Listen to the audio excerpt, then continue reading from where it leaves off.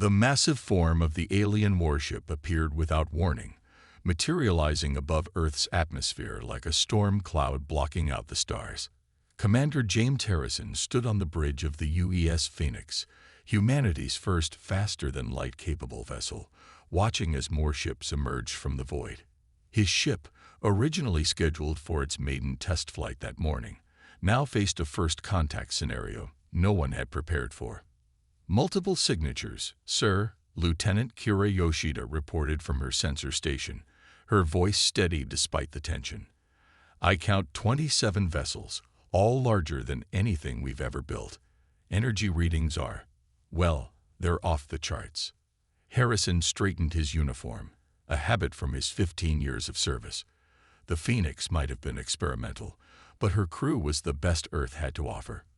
"Communications. They're broadcasting on all frequencies," responded Communications Officer Miguel Santos. "The signal is translating itself somehow." The main view screen flickered to life, revealing a towering figure with iridescent scales and 4 glowing eyes. Its mouth didn't move, but words echoed through the bridge in perfect English. "Humans of Earth, I am Supreme Commander Vexthor of the Drachnid Empire. Your species has been observed since you first split the atom. The time has come for your assessment." The alien's voice carried the weight of millennia of authority. "Your development has been concerning." Harrison exchanged glances with his XO, Commander Isabella Martinez. They had both seen the classified reports, the strange signals, unexplained phenomena, and mysterious satellites that had appeared and disappeared over the years. Now it all made sense. "This is Commander James Harrison of the United Earth ship Phoenix. We welcome peaceful contact with..." "Peace," Vexthor interrupted, all 4 eyes pulsing with what might have been amusement. "Your species has spent more resources on weapons than on medicine. Your first faster-than-light ship bristles with gun ports. Even now, your planetary defense systems are targeting my fleet." Harrison couldn't deny it. The Phoenix had been built to protect Earth's interests among the stars. They hadn't known what they'd find out there, but they'd wanted to be ready.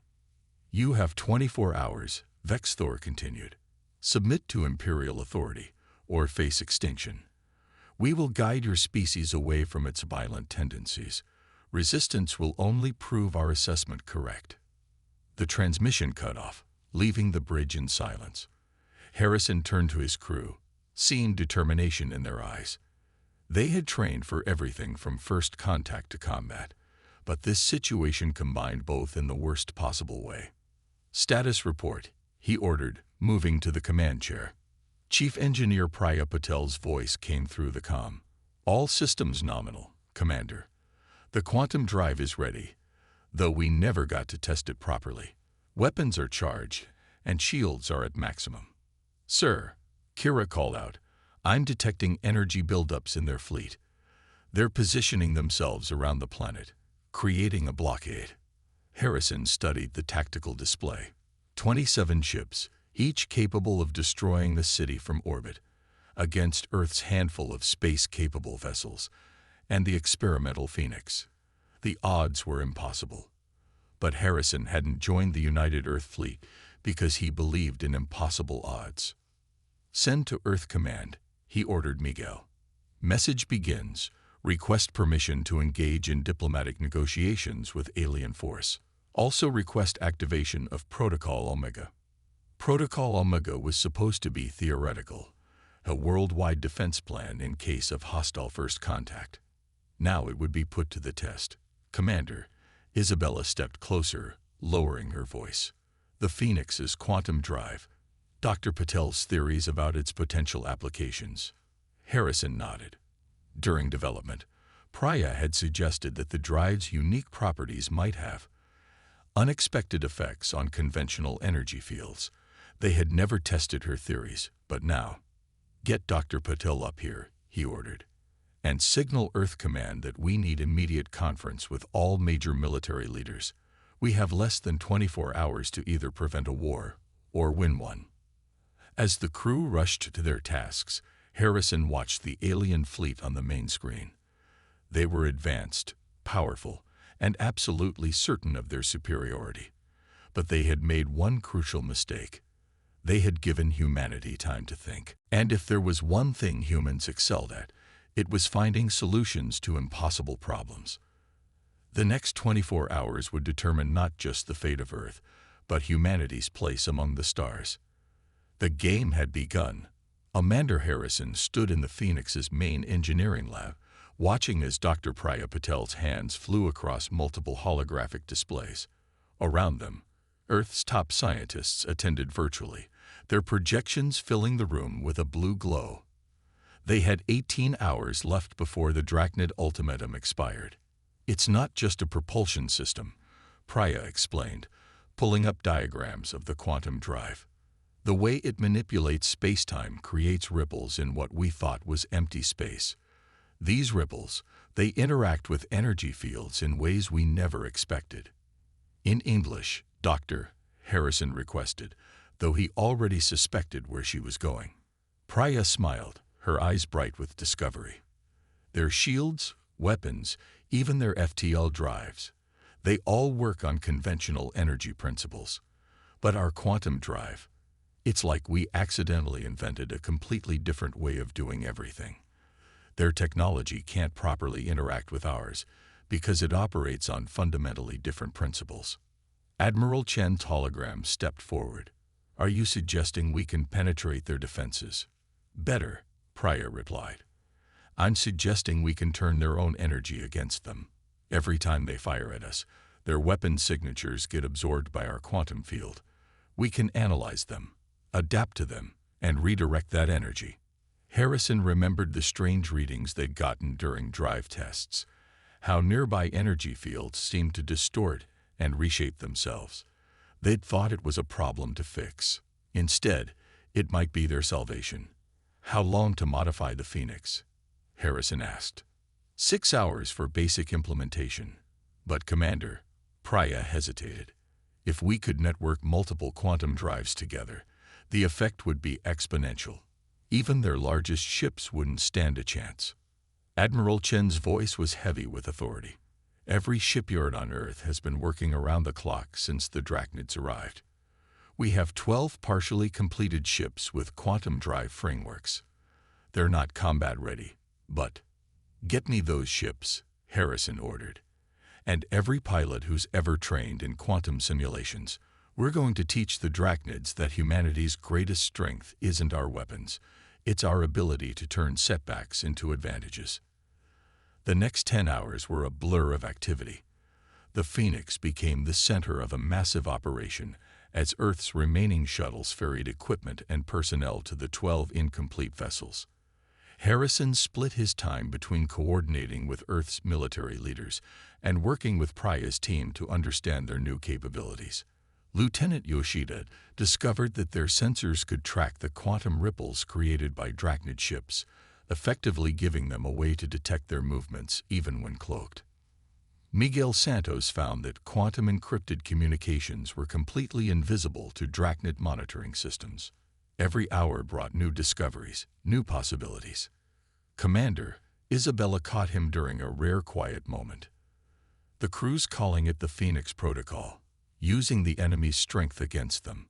But the Drachnids have centuries of space combat experience. Even with our quantum advantage," Harrison nodded, "we're still outnumbered and outgunned, which is why we're not going to fight the way they expect.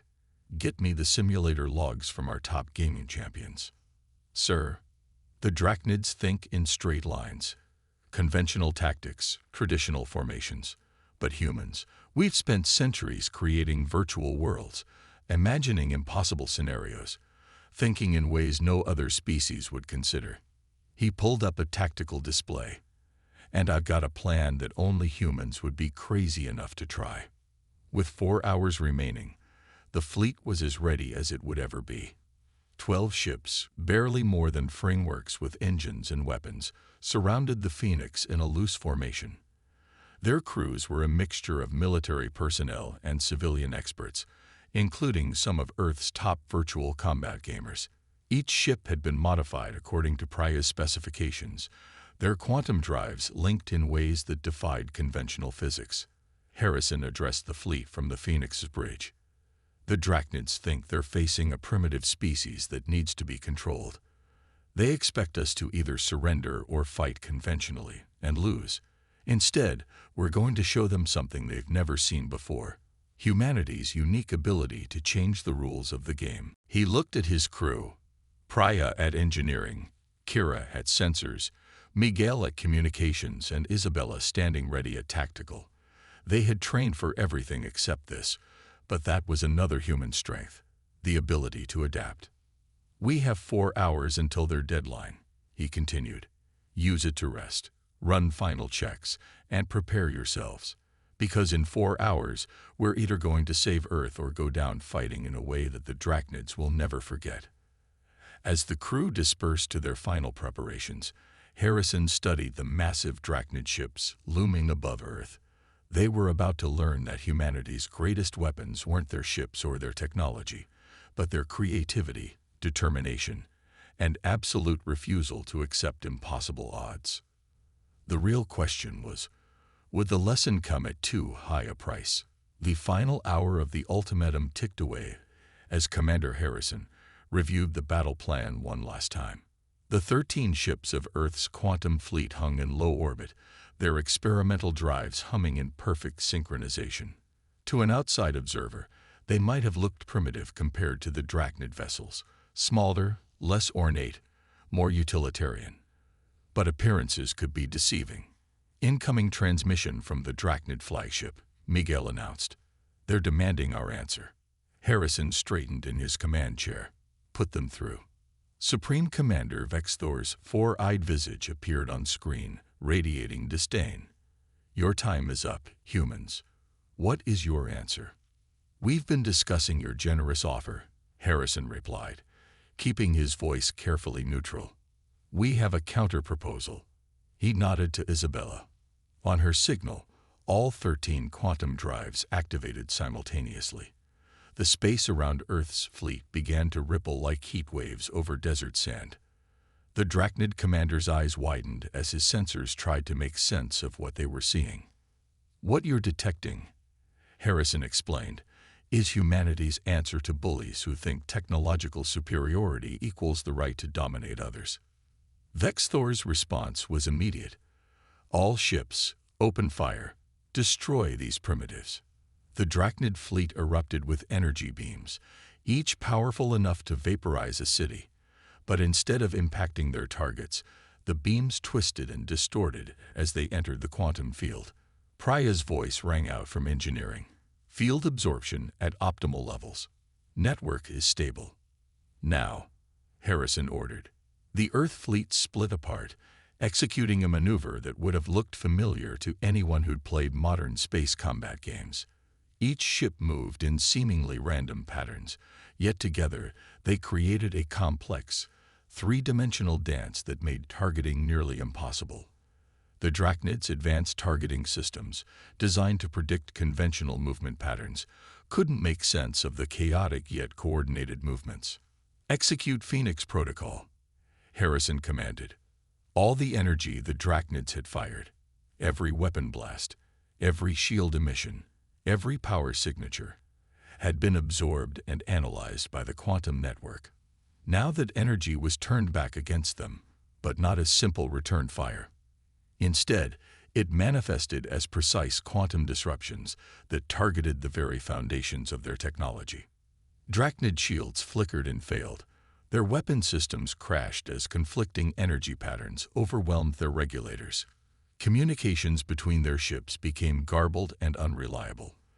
The mighty Empire's technological superiority had become its greatest weakness. "Their formation is breaking," Kira reported excitedly.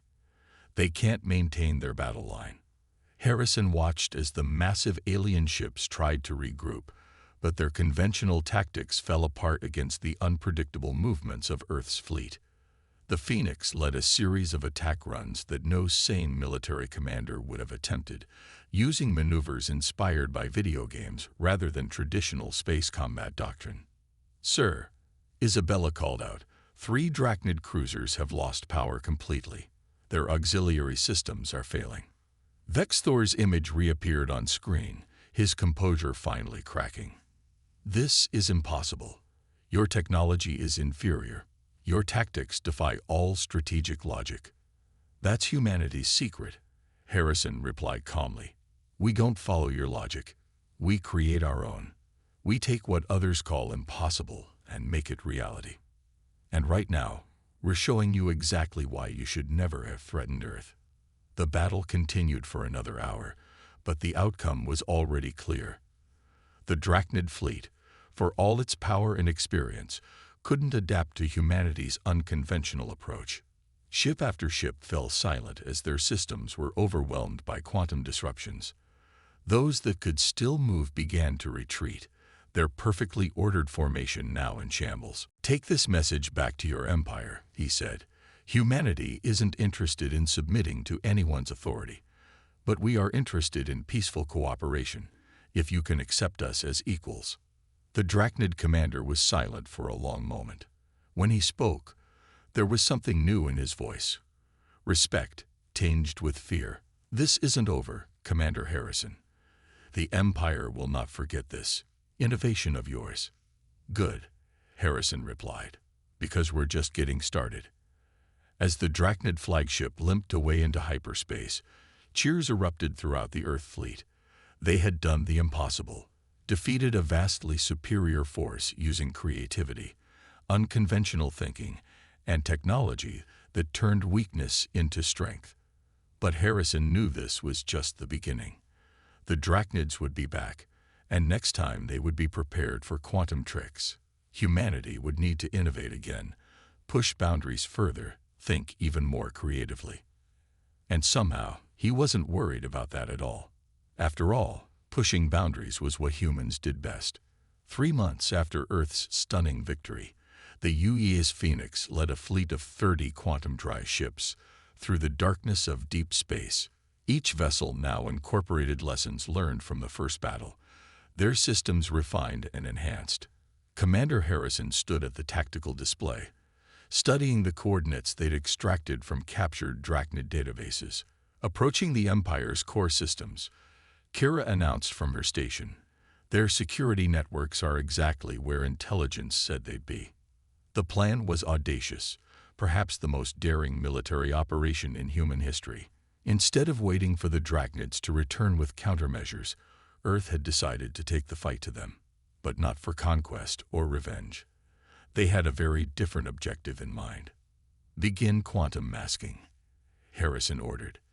The fleet activated their enhanced stealth systems, disappearing not just from conventional sensors, but from reality itself.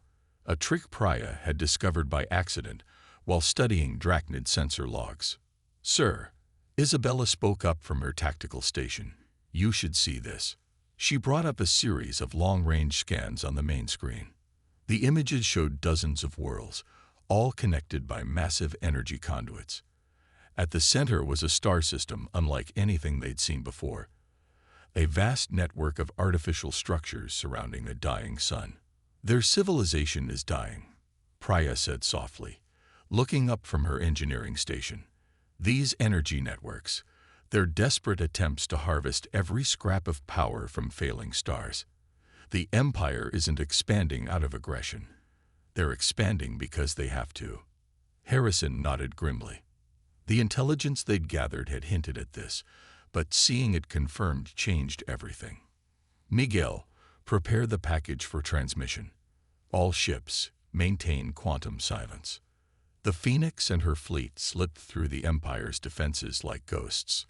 Their quantum drives, now fine-tuned to an unprecedented degree, allowed them to pass through normal space without leaving a trace. They weren't just invisible. They existed in a state between realities. As they approached the central system, more details became clear. The massive structures weren't just power collectors. They were cities, housing billions of Drachnids, and they were slowly going dark, one section at a time. "Energy readings from the central star are critical," Kira reported. "Their containment systems are failing. Even with their technology, they've got months at most before total collapse." Harrison took a deep breath. Everything hinged on what happened next. Take us in. Begin transmission on all frequencies. The quantum fleet decloaked simultaneously, appearing in the heart of Drachnid space like avenging angels. But instead of weapons, they'd broadcast data, specifications for human quantum drive technology, along with detailed proposals for its application to stellar engineering. Multiple contacts, Isabella warned. Drachnid warships approaching from all vectors. Hold position, Harrison ordered. Continue broadcasting. Supreme Commander Vex Thor's face appeared on their screen, his 4 eyes blazing with fury and fear. You dare to invade our sacred space. To mock our... We're not here to mock you, Harrison interrupted. We're here to help. Your quantum containment fields are failing because they operate on conventional energy principles.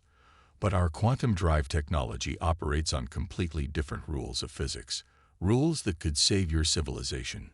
He gestured to the tactical display, where simulations showed how modified quantum drives could stabilize dying stars, creating sustainable energy networks that would last millennia. This is a trick, Vex Thor snarled, but there was uncertainty in his voice. You judged humanity as violent and primitive because we prepared for war, Harrison replied. But you never asked why we prepared. We built weapons not because we love violence, but because we love peace enough to defend it. We innovate not to destroy, but to preserve. And right now, we're offering you the chance to preserve everything your people have built. The standoff lasted for tense minutes as more Drachnid ships arrived, surrounding the Earth fleet. But they didn't open fire. They couldn't, not when the survival of their civilization might depend on what these primitives were offering. Finally, a new voice joined the conversation. The Grand Sovereign of the Drachnid Empire herself, speaking directly to the human fleet. Commander Harrison, your species continues to surprise us. Perhaps we were hasty in our judgment. Harrison allowed himself a small smile. That's another human trait, Your Majesty. We believe in second chances, in learning from mistakes, in finding better ways forward. Shall we discuss how our peoples might work together? As negotiations began, Harrison looked at his crew. The brilliant engineer who had unlocked the secrets of quantum space, the tactical officer who had translated video game strategies into real-world victory, the sensor operator who had seen patterns no one else could spot. Each of them represented humanity's greatest strength, the ability to face impossible problems and find unexpected solutions. The Drachnid Empire had tried to force humanity to submit. Instead, humanity would help them evolve, growing stronger together than either civilization could have become alone. 5 years after the historic meeting in Drachnid space, Commander Harrison, now Admiral Harrison, stood on the observation deck of Harmony Station, watching ships from a dozen different species dock and depart. The massive space station, built through joint human-Drachnid engineering, served as a symbol of how much had changed. The latest stellar stabilization report, Admiral Priya said, now wearing the insignia of Earth's Quantum Science Division. She handed him a datapad showing the successful restoration of another dying star system. That makes 17 systems saved using our combined technologies. The partnership between humans and Drachnids had evolved far beyond anyone's expectations. Human quantum physics combined with Drachnid engineering had revolutionized everything from space travel to energy production. But more importantly, it had changed how both species saw themselves and each other. Ambassador Vex Thor is ready for the ceremony, Isabella announced, having traded her military uniform for diplomatic attire. The former Supreme Commander had become one of humanity's strongest advocates in galactic politics, arguing that Earth's unique perspective was essential for the future of all species. The ceremony they were preparing for would mark a historic moment. The official transformation of the Drachnid Empire into the Galactic Cooperative, with Earth as a founding member. It was more than just a political change. It represented a fundamental shift in how advanced civilizations approached emerging species. Remember when they thought we were too primitive to join galactic society? Kira mused, monitoring the quantum network that now connected thousands of worlds. Now half the galaxy's trying to learn our primitive ways of thinking. Harrison smiled, remembering the battles that had brought them here. They weren't entirely wrong about us being different. They just didn't understand that different didn't mean worse. The observation deck filled with representatives from various species, some looking almost human, others defying description. Among them moved human video game designers consulting on space fleet tactics, Earth physicists working with alien engineers, and artists from a dozen worlds collaborating on new forms of expression. Miguel, who now headed interspecies communications, approached with an update. "Sir, we're receiving reports from the exploration fleet. They found 3 more young civilizations reaching for the stars. The Council wants your input on first contact protocols." Harrison nodded thoughtfully. Earth's experience had led to a complete overhaul of how the galactic community handled emerging species. Instead of judging them by a single standard, they now looked for unique strengths and perspectives that could contribute to the greater whole. "Tell them I recommend we wait and watch," he replied. "Let's see what unique solutions they develop on their own. Sometimes the most valuable innovations come from having to solve problems without help." The main ceremony began with a speech from the Drachnid Grand Sovereign herself. 5 years ago, we thought we were testing humanity's worthiness to join galactic society. Instead, humanity tested our worthiness to lead it.